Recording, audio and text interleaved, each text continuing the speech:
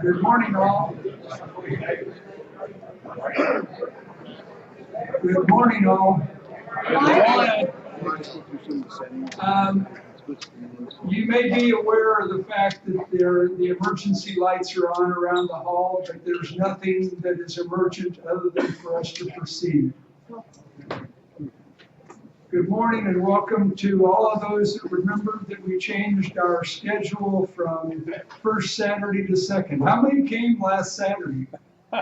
Oh, there are a few. Well, we will continue this practice until you learn it. As you know, I always put up a little bit of trivia to start with, and I'll start with the fact that this month is National Glaucoma Month, Awareness Month, and it's also National Enjoy Soup Month. I guess you don't do that in Arizona, but you do that in Illinois.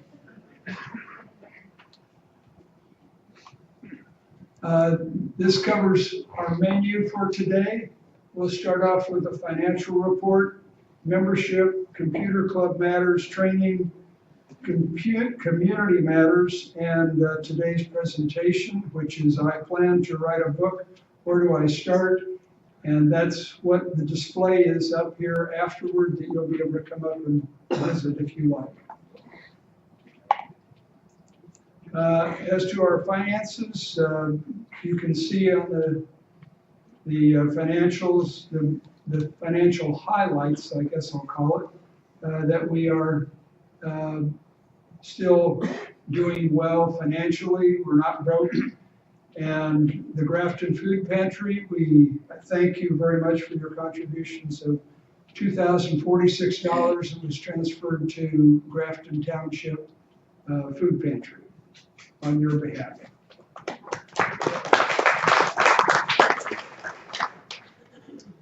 As to computer club matters, next month will be February 10th, if you'll remember that.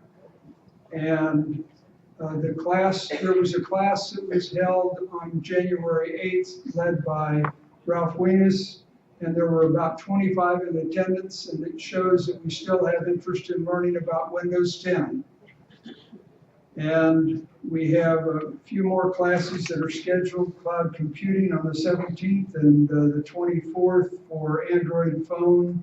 And I believe there's actually two presentations on Android phone, one on the 24th and one on the 31st. And we'll broach that subject a little later if Ralph wants to say any more.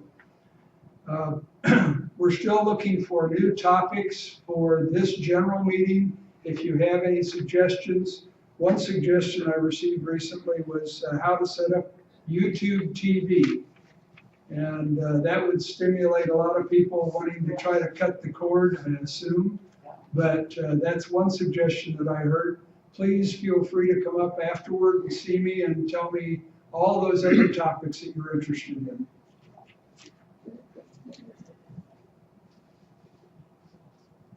As you know, our membership tends to grow all the way up through June when we have our fiscal year end, and we're currently at 1570. And not all of you are here today.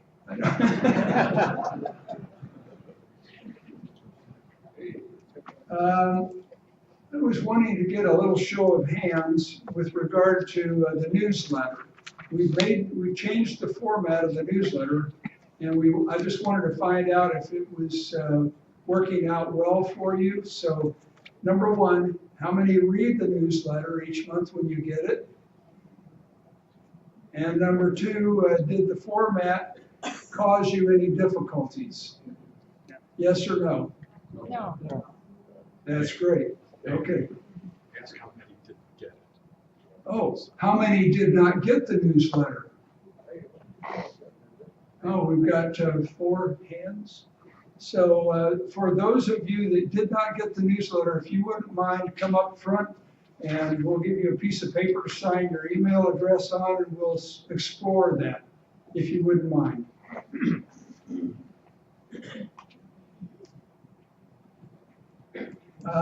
Just a few general announcements about the club. We're still always looking for volunteers for us to help, but specifically we have a need for some of you that are Apple literate to possibly come in and volunteer in the lab. Periodically, we have people come in and ask questions with regard to Apple products. And a lot of our techs are PC based, so we would appreciate some folks that are Apple literate to come in and maybe volunteer during lab hours on Monday, Tuesday, Thursday, or Friday. Take your pick. One day would be great. And also, if you have a topic and you don't have a speaker associated with that, that's basically following up on the last slide. If you have a topic, we'll see if we can find a speaker that's appropriate for that topic. Now for business. I would like to entertain a motion from the floor authorizing the purchase of a new iMac for use in the computer club, and that purchase will not exceed $2,000. Dave, is that the 80-foot screen? How is this? I'm accepting that as a motion. Steve made the motion that we will buy an iMac. Do I hear a second? George, thank you. Okay, all in favor of us proceeding with, Steve? What's an iMac? That's the opposite of a PC. It's a Mac computer for the lab. Pardon? Apple. It's an Apple computer for the lab. It's called an iMac. So all in favor? Aye. All opposed? Hearing none, the motion passes.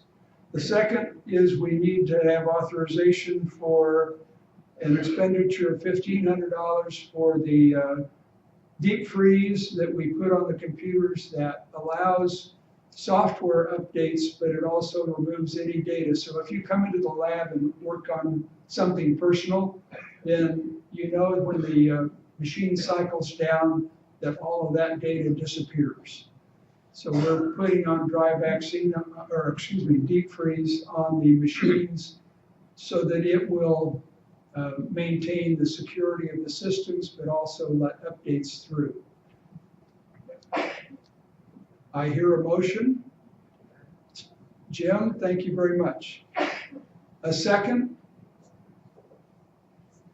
And we have a motion and a second to authorize the expenditure of not to exceed $1,500 for deep freeze.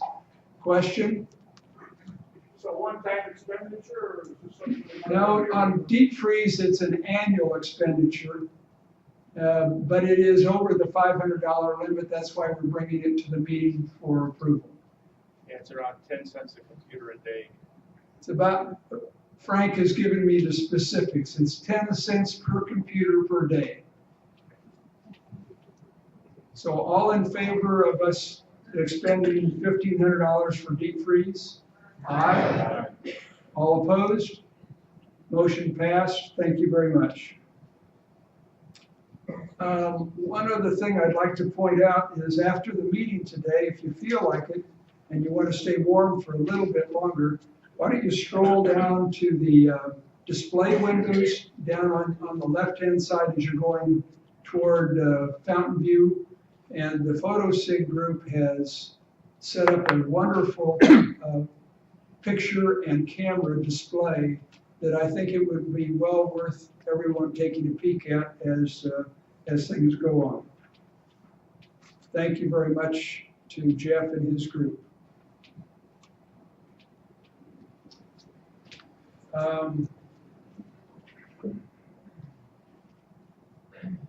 This is the Community Matters area, and we have two things that we'll talk about.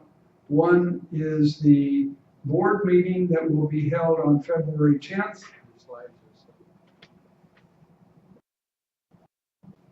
And that's in General Hall.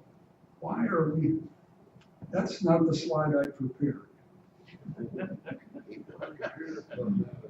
Because I don't think they're presenting coffee and donuts. So if you wouldn't mind, we'll just take the Drendel Hall Ballroom board meeting on the 10th, and I believe there's going to be an additional activity on the 24th. What, George? You got computer matters up there, not community matters. Ah, thank you. Okay. Yeah, this is covering next month's meeting. Got it. I have, yes, Steve? The 24th is the annual meeting. Okay. Yeah, so there's a board meeting on the 10th and an annual meeting on the 24th. And I think I do have a slide. No, both on the 24th. Oh, both are on the 24th? Okay. There will be prizes. Okay, that's the 24th. Steve, did you say surprises or prizes? Both. Okay, that's the 24th of January. Yes, I know. Yes, I know this month. I know this is February meeting. I'll get there. Yes, you got a question? I just wanted to say that the annual meeting is the 24th of January, and we're all supposed to be there at 1 o'clock if we can. That's right, and we'll have a slide showing that shortly. If there are a lot of proxy form, and if you can, be there. That's the important thing to say. Okay.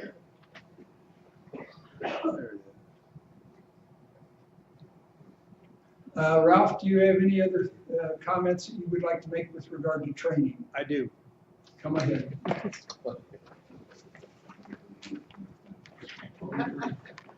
This is where your section is. Well, since Dave put all the classes up there, I don't have to even bore you with the same thing. All I want to tell you is, be sure and watch your email, come into the lab, or look at our monitor, because the classes are on a rotating basis, they're printed. And I know you looked at this and already we got confusion on when the meetings are, but anyway, you can write it down, and three more classes this month, and hopefully you'll do that. Now, what I really wanted to find out, we had a class in Windows 10, and Dave, I think it was 19, not 25, but the Windows 10 class.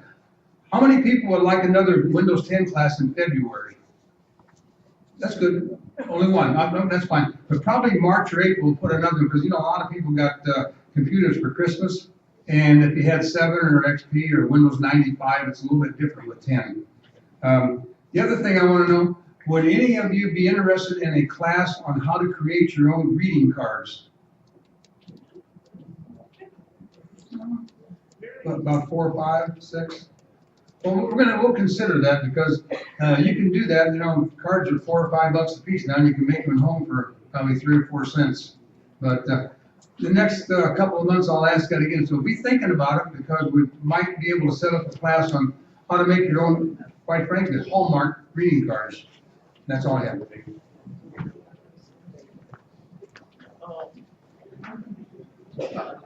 One other thing with regard to Computer Club Matters is, for those of you that got that new computer over the holidays and you want to recycle your old computer, we do strip all the information off of the old computer and dispose of it appropriately.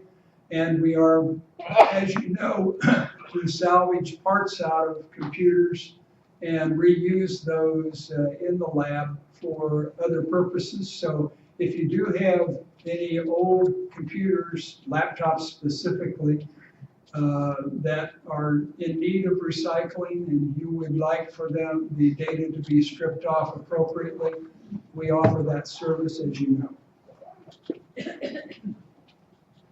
Now we are at association matters, and the board meeting is on the 24th at 1 o'clock, and that's a general meeting, I believe.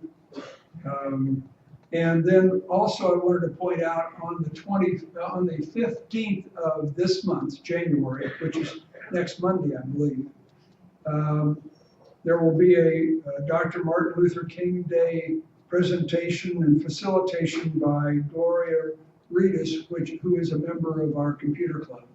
So feel free anytime between 10 a.m. and 8 p.m. in the social lounge in Prairie Lodge to come and find out more about Dr. King. And now we are to the meat and potatoes of today. I plan to write a book. Where do I start? The presentation will be by John Sterling and Teresa Palicki. And I don't know who leads off. John leads off.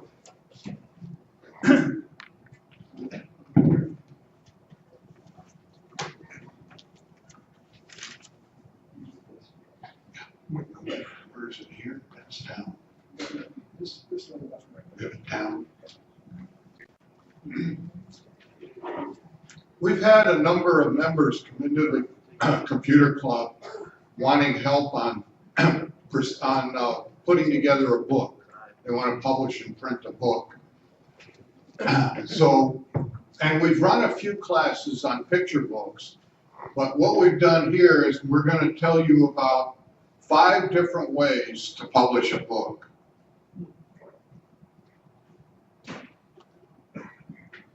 We're going to tell you where to start when you publish a book. Almost everybody starts at the wrong place. What they do is they sit at their computer and they start typing the book. And when they get done typing, they then look for a publisher. And what happens is the publisher only has certain size books that he publishes. So if you pick the wrong size, if you type it 8.5 by 11, for example, and then when you go to the publisher, you want to print a book this size, you now have to type it all over again because you have to reformat it and you have to reset all of your pictures. So the first thing you need to know when you start to do a book, the first thing you need to do is get a publisher. You can go online and look for them. You can come in and ask us for some help on that. But until you get the publisher, you really don't know what size to format, what kind of margins you need. Do they need gutter margins? What kind of format? Most of the publishers want a PDF file. And that's easy to do today, because if you type it in Word, you can save it as a PDF. So here, is that hard to see? Can you drop the lights in the phone?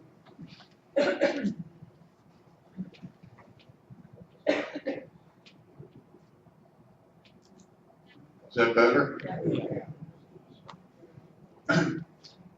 Okay, so these are the steps.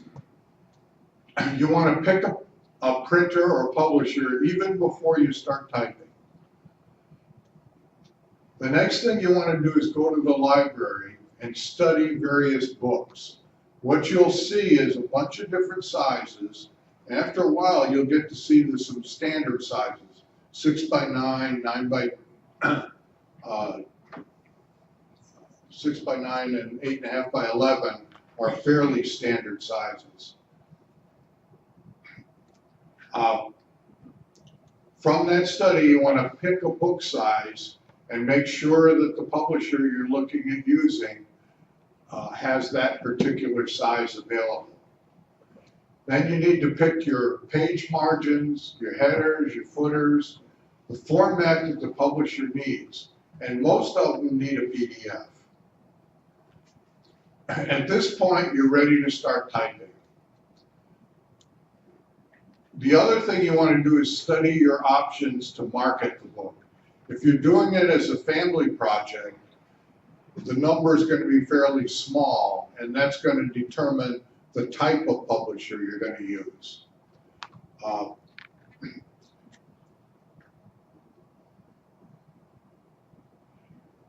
What you need to do is decide how many you're going to need to print. If you're going to print a small number, you're going to want to use a publisher who does what they call publishing on demand. If you're going to do a larger number, a more conventional type book, a printed book, then that's a different type of publisher.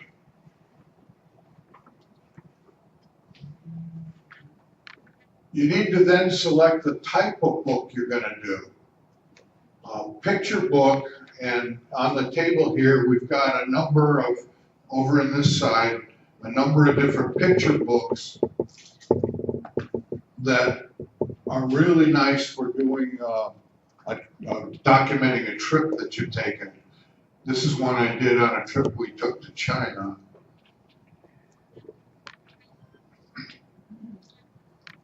Printing on demand.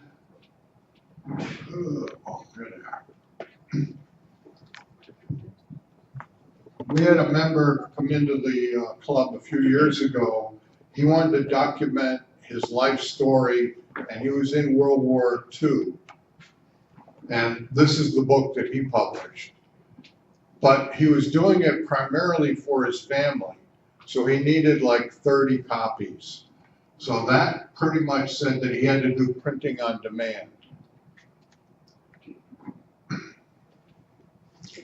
Here's another book that's done by printing on demand. Larry Craig, right here, did this book, and he actually is going to be the subject of next month's presentation.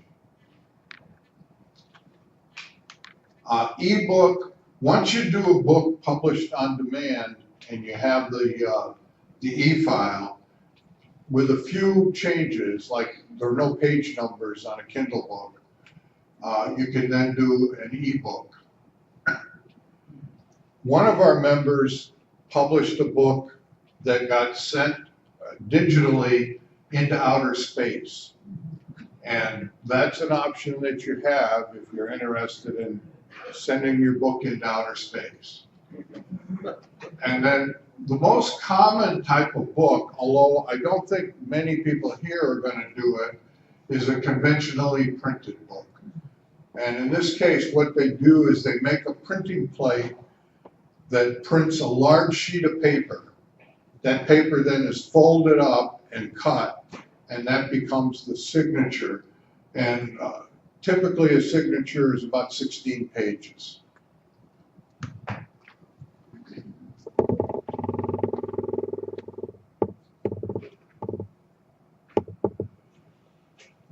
A picture book, and a number of people have done picture book, and we've even run a class on picture books. It's an excellent way to document any trip that you take. You take your vacation pictures from the trip, go to the website of the publisher, and you can put the pictures on the pages and so on. Several of our club members have made books on their 50th wedding anniversary. If you do woodworking or pottery or quilting or anything else like that, you can make a book of your projects. You can document your grandchild's graduation. If you're a good cook, you can make a recipe book with photos of the food. And if you want to have that food evaluated, you can bring it into the lab. The technicians can do a test for you.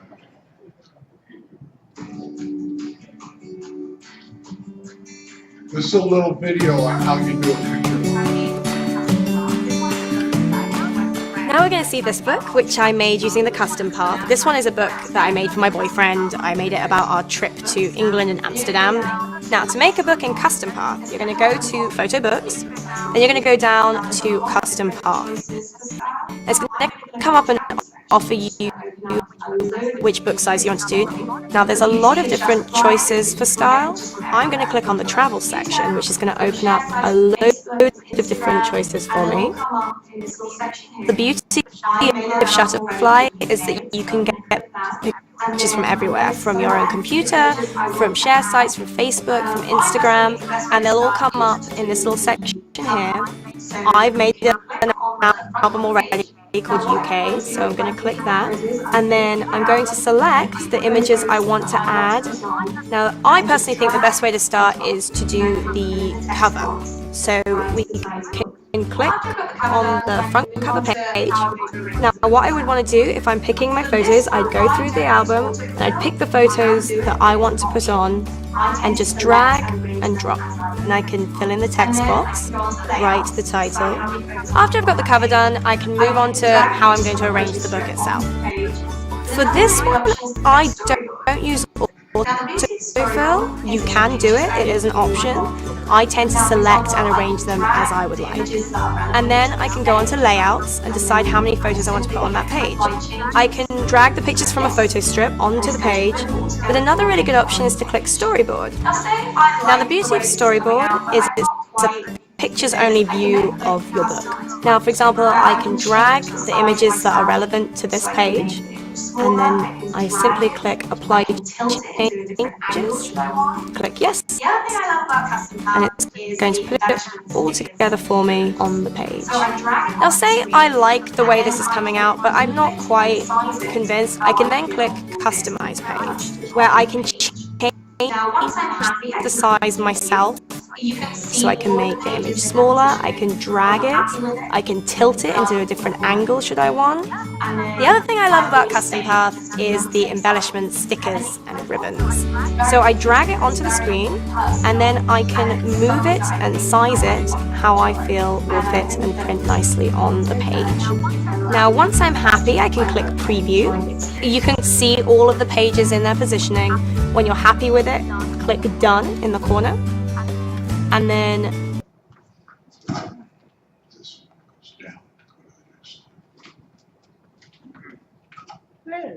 Hello, I'm going to learn how to work all these things first of all.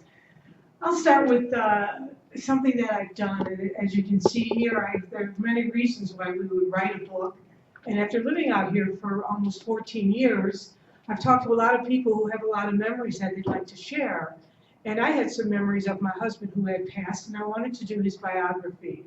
And I decided to do that. I wrote that book, and I wanted to give it only to my family. And that's a different type of writing, is, like I put on here, is only posterity. It's only for a family thing. It's not going to be publicly published, so to speak. And what I did is, with an 8.5 by 11 format, I did this biography book.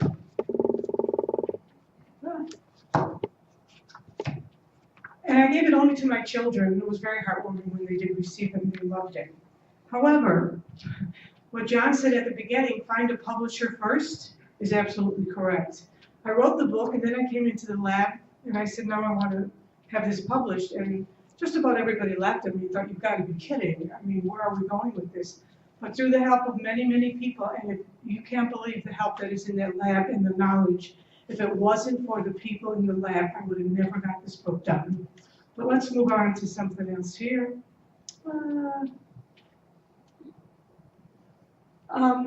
There's an economical way to print smaller quantities of 300, and that's called printing on demand. I searched for many publishers, and I'll tell you how I went about that. But first of all, one club member documented his contributions in World War II. These are some of the books that people are writing. These are mostly the posterity books. Another member published a book on personal wealth. We have that. How to save, track, and grow your money. The biography is what I had done. And you can publish your family genealogy. These are just ideas aside from the basic picture books that you can actually do on Shutterfly without reaching a publisher. Take a breather while I hang on to work this.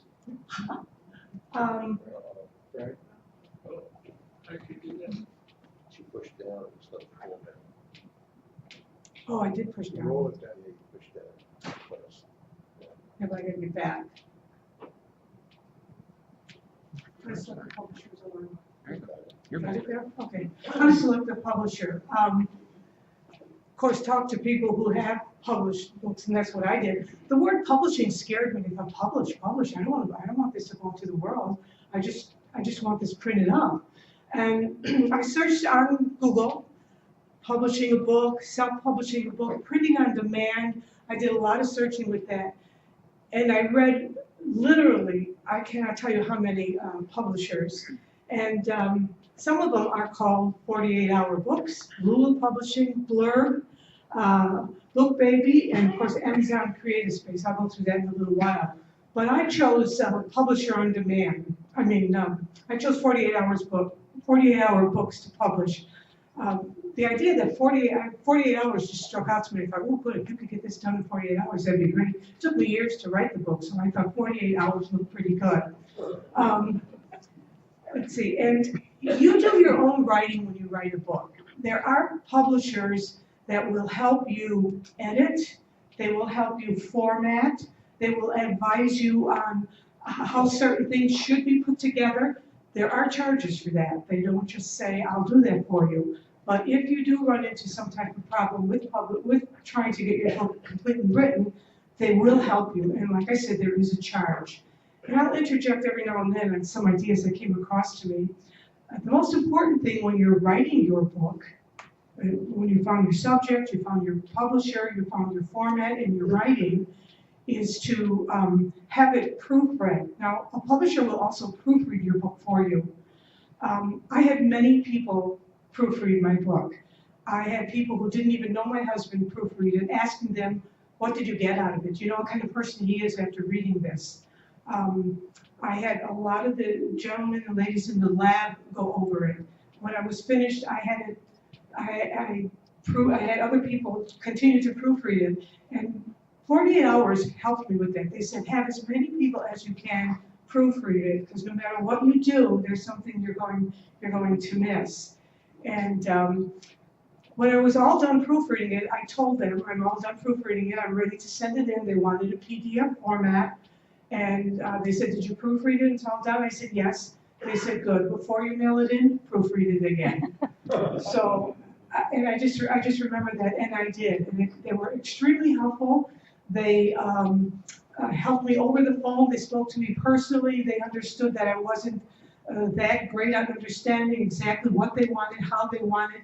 They helped me move things around. They were very good. I mean, I have just the connection of them publishing my book, no other reason for promoting them, but they were very, very helpful to me on a personal level. And this is, I went ahead, this is just basically what I talked about for 48-hour publishing.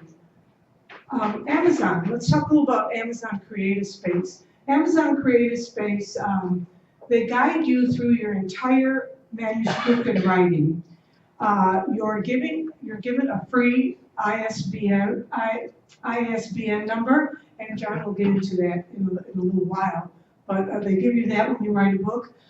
You're guided through listing your book for sale on Amazon, and you must list it for sale. That's the one thing about Creative Space with Amazon. They don't just publish the book or self-publish or publish on demand and give it to you. You have to physically have that book published for sale. The book is up for sale, so keep that in mind when you do Creative Space. Amazon will work with you, but they want to sell the book for you and with you. You can make a few changes and convert your book also to an ebook. A lot of people will write a book and they also want it on an ebook, and there's a way to do that. You can make your book also for sale as an ebook. I'll show you that. This is Creative Space, and this is the name of the book. This is sold on Amazon, and this is all about the Amazon Creative Space. If you're going to write a book and you want it published, this is the book you need. This is with Amazon, and it goes through every step of the process that you're going to have. This is for people who want to have their book published for sale. Okay. Let's see. And these are some of the things that you'll find on the working screen of that. I don't want to get into all the details of how to do it, but this is what you're going to find. Keep in mind you want to publish your book for sale for Amazon Creative Space. Okay, the other publishers are what you want. I bought 10 books. I have 3 children. I gave it to each one of my kids. I have leftover books, but I did 10 books. And like I said, for people who want to read a book on a Kindle or iPad, that book I just showed you is the one you're going to also want to do. Keep that in mind. It'll walk through every step if you want to do that. Usually printed at the same time as a publish-on-demand book, and that goes for the ebook. You could have them both done at the same time. I know it might be a little confusing. I haven't done an ebook. I've looked into it and read it, but the book that I just showed you on the previous slide we'll tell you everything on how to go about that. There's before I get into this, there's a little bit about pricing. Don't look at that yet. There's a little bit about pricing a book. You can go into any publisher that you find online. I call it also self-publishing. The words publishing scared me when I started writing. I didn't want to publish it to the general public, but anything that's printed is a published book. So, I'm not selling it, I'm just publishing it. Any company will give you an estimate, and they'll give you a price on your book. They ask you several questions: what size book, about how many pages, is there colored pages, colored writing, are there pictures, so forth and so on. And I did that, and I got a good price on mine. Honestly, I had 10 books printed. It cost me $600, so I thought that was really, really good. And the book I have here came out really nice. So that's, if you want to do that, that's the way to go. We'll ask questions or have a question and answer period later, but I want to go through this. John made me do this. You don't have to read this. This is about sending a book to outer space, okay? This is a little bit about how we did. Did you know that besides, I hope I don't, besides carrying complex scientific instruments and experiments with NASA spacecraft, have carried works of writers and entertainers into outer space. And this is done by Ken Cozy. I don't know how many of you know Ken Cozy. He's a great guy. He's not here today. He's out in the sun weather. But this is what he does. In 2015, Ken Cozy wrote an ebook here in Sun City, Hungary, which is now aboard the OSIRIS-REx spacecraft that has traveled over 700 million miles towards its mission to retrieve samples of an asteroid. Okay, now, this is what he told me to say. We'll go with questions and answers later. No, you're doing it. Let me see. I don't want to go through it here. This is more on Ken Cozy's book on publishing in space. As moons and planets are colonized, the settlers will need books to read. For more information on ebooks for outer space, see Ken Cozy's website. Please mark that down, his website, if you want more information on that, because that's where the questions are going to go. You can download a copy of his book, like it says here. When there are some future launches with publications on People's Names Plan. This is what you can do with publishing a book in space. This is how you can research it and go forward. Okay? I'll turn this back over to John, and if anybody has any questions on any of the books here, we'll be here. We'll be able to help you. I've taught classes on it. If you come into the lab, there's many people that can help you out with that and give you ideas.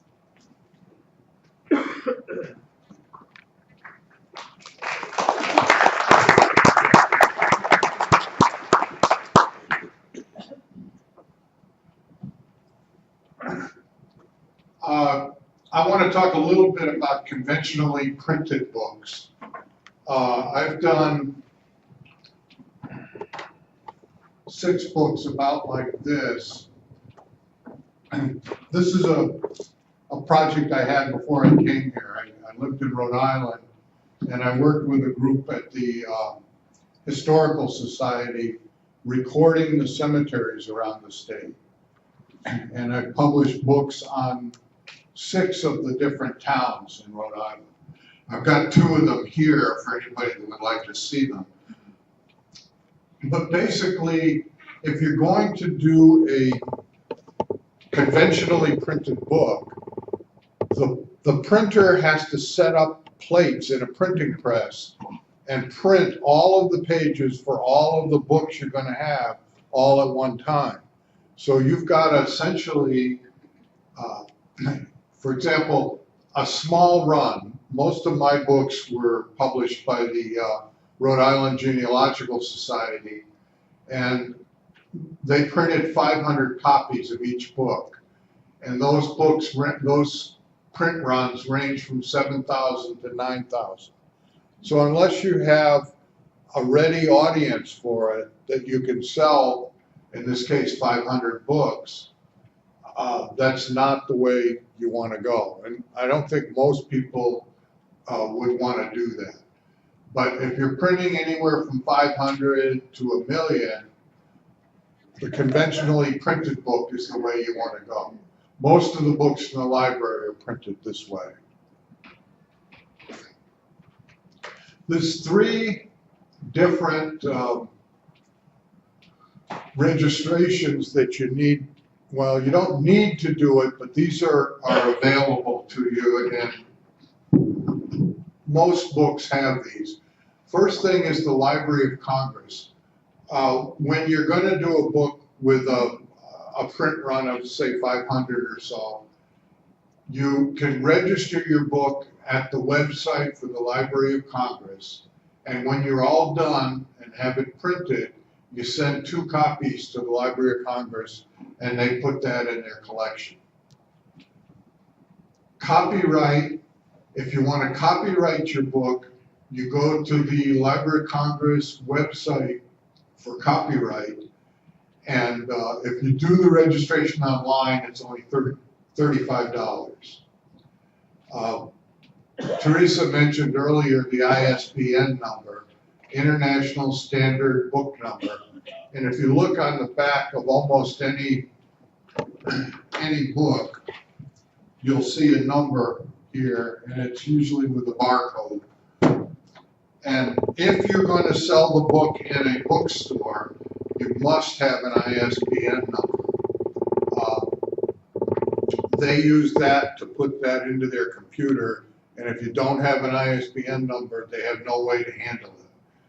Now, if you do your book on Amazon with a CreateSpace, you get they have a free ISBN number. They give you an ISBN number.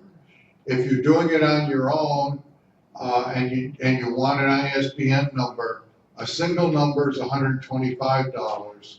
You can get 10 of them for $295. So if you're a real prolific writer, you may want to get 10 ISBNs. These are not required to publish a book, but they're usually done for a book that has 500 or more copies. There also is a protocol for page numbering and the order of the book sections. For example, and let me show you with a typical book. The first thing you run into is a blank page. The next thing is called the frontispiece, and in this case I've got a picture of the oldest gravestone in this particular town. The next page is the title page. On the back of the title page is the copyright, the Library of Congress number, and other information you may want to include.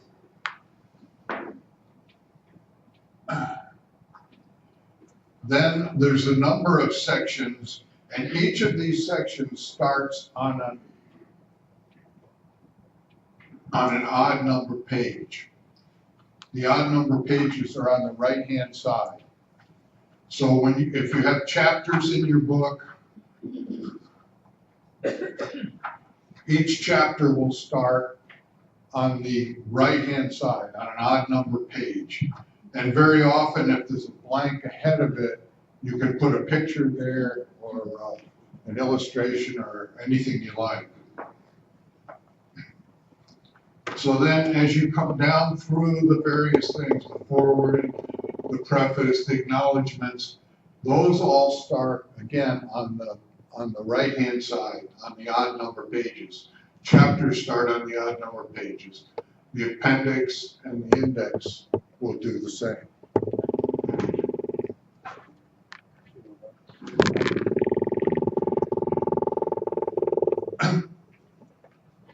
There are more ways to publish a book now than ever before. This printing on demand is really fabulous for people that are printing very small quantities of books. This wasn't possible 20 years ago. Essentially, the printing on demand is like a copy process. Their printing press is like a big Xerox machine. You put the PDF file into the computer and it just prints all the pages. Those pages are taken to a binder and they're bound into a book. If you're contemplating writing a book, come into the lab and talk to one of the monitors who's done a book. There's probably four monitors in the club that have done books of different types. There's also a writing club in Sun City, and that would be real helpful if you need some help with writing techniques. The book that Teresa showed by Rick Smith, that one on CreateSpace, is a really, it's almost a necessity if you're publishing on Amazon. But if you're publishing any other way, there's a lot of really good tips in that book, and you probably ought to get that book. Larry, that's available as an ebook too, isn't it? That's right. So you can get that as an ebook for real cheap. Yeah, forget what it is. Yeah.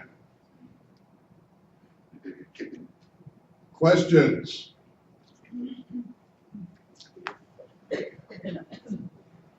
No questions. Oh, here's one. Let me get the mic. Yeah, where's the microphone? Well, you know what, right there, is that better?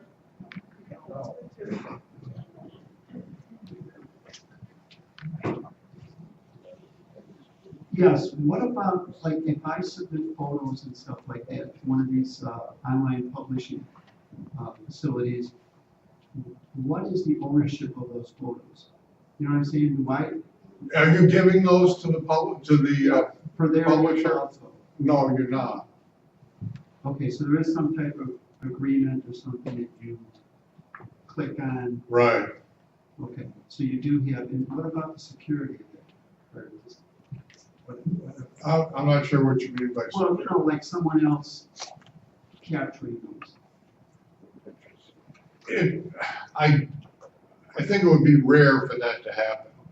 I mean, obviously, if the Pentagon could get hacked, Shutterfly can get hacked. So actually, are Equifax. Okay. But, yeah, I don't think you've got anything really to worry about there. And then Teresa, what would you think? John, how do you select your quality of paper? He's talking already. Teresa, what do you think the cost would be today to publish a book like yours that you just did? About $60 a book. That's what I paid for my book. That's pretty good.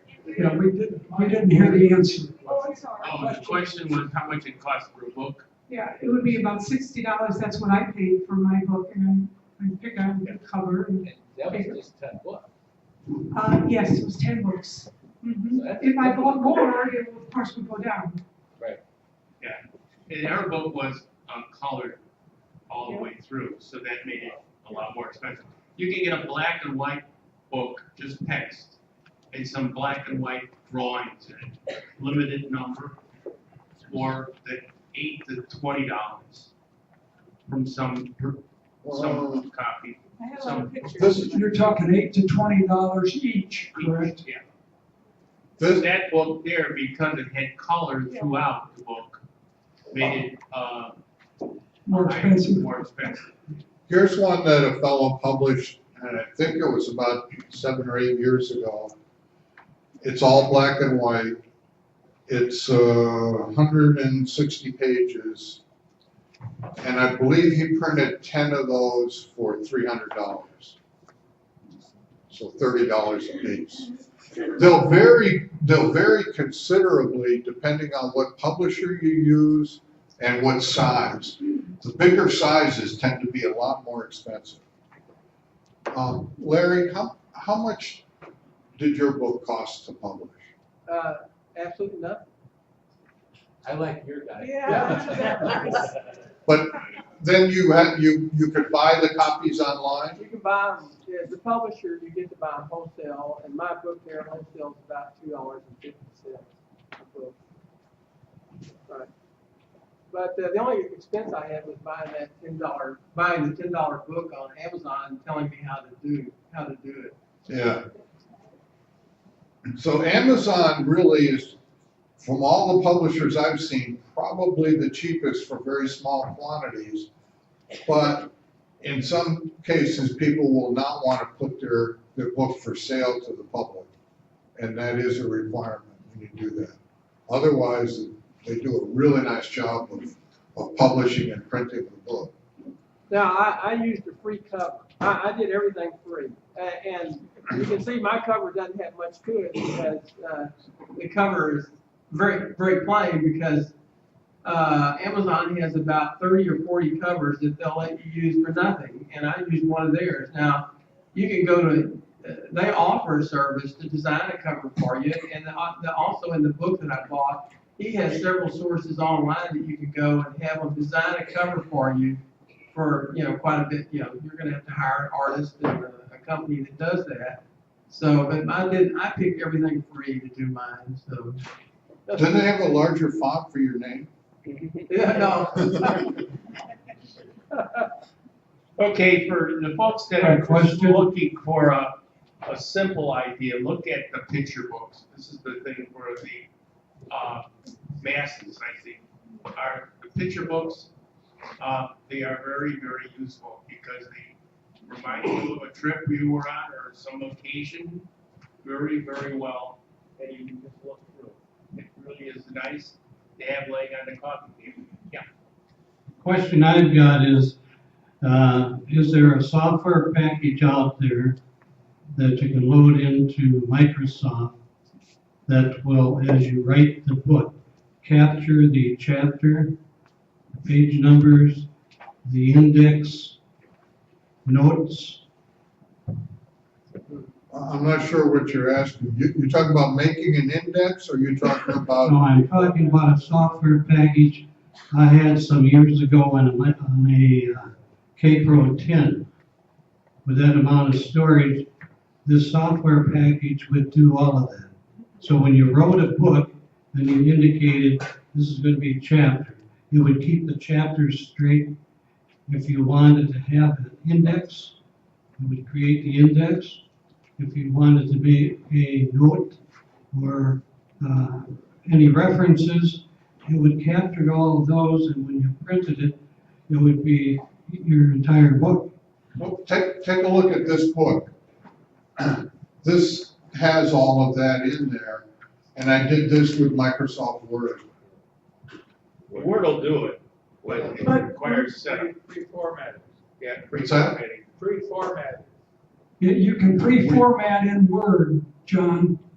You can pre-format, you can identify page numbers, margins, all of that. You can do that in Word Yeah, and also keep track. before you start. You can do all that, if I understand what you're asking, to put all your information in and let them organize it. I don't know, I've searched for all that, but like Dave has said, you can find that in Microsoft Word, how to format pages, how to format numbers, how to format titles. But I had to go individually to each one of those and look for it and find it and then do it. There was not a button I could press that said, okay, these are all your titles, put them in. No, I had to do it individually. I don't know if that's what you're asking. No, okay. Thank you. Yeah, Publisher has some of those features, which is really a modification of Word in a sense, but it gives you a little more flexibility, particularly if you want to move whole sections or pages. That can be a little more difficult in Word. In Publisher, it's very simple. I did use Publisher for my book. I did not use Microsoft Word. But I still had to go and search for what I was looking for, each individual topic. There's nothing that said, okay, you have all your chapters, now let's look at your numbers, if they're correct, the page numbers. There's nothing like, I had to do all that individually. It does it, but I had to find it. I want to highlight and underline and spotlight what you said about getting someone to proofread your work and have more than one person and have someone who doesn't know you and who doesn't know anything about your project, because grammar, you can see by just looking at some of these slides, it has to be looked at by multiple pairs of eyes.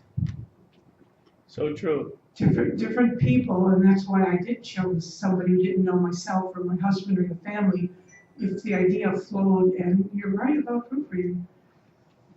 You know, and that's not only a big type of book, a lot of people, and I know a lot of us here have pictures and slides and just everything, and I know all our kids don't want any of that stuff.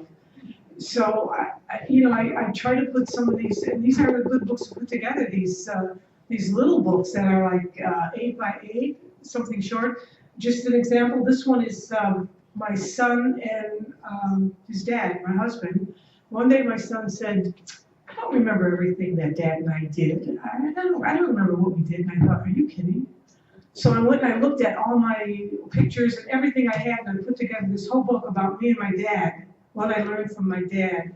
And I gave it to him. He just kept sitting there looking at it and saying, oh my God, oh my God, oh my God. He didn't remember all that. He remembers a couple things, but I found everything I put in. So, that's valuable stuff. Question back there? My son has written 3 children's books, and do you have any suggestions on how to get an illustrator? He's had time to illustrate one, but he's really busy right now. Have you talked to the people in the art department here? No, I haven't. The writing club also might be able to help with that. I would just go Google search, put in professional illustrator. Yeah. I guarantee you'll bring up a line of them. Mhm. Yeah. That would be a question you could just type it in Google search Right, exactly. and find out. I know there's a couple of a lot of YouTube videos on printing books. You could also put an ad in our, what ads in our community, so I'm sure there's probably someone willing to do some illustration within our community, so you can put a one ad needed.